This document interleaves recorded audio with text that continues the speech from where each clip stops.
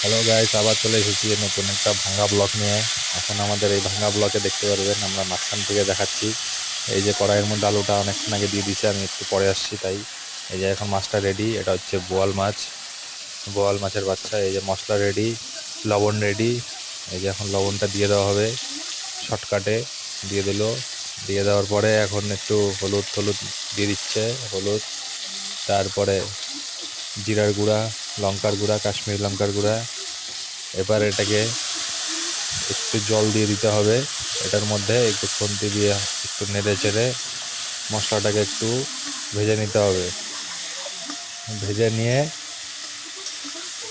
এর মধ্যে একটুখানি জল অ্যাড করতে হবে। এবার জলটা দিয়ে দেওয়া হবে, নেড়ে চেড়ে এই জল দিয়ে দেওয়া হলো। এবার জল দেওয়ার পরে একটুখানি নেড়ে চেড়ে একটু ধনিয়া পাতা কুচি এর মধ্যে দিয়ে দিতে হবে সেন্টের জন্য।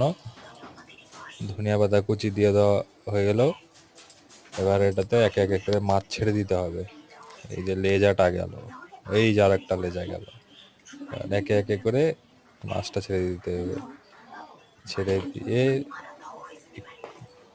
ধীরে ধীরে ছাড়তে হবে, মাছগুলো যাতে ভেঙে না যায়। এবার এটাকে রেডি আমাদের বোয়াল কালিয়া।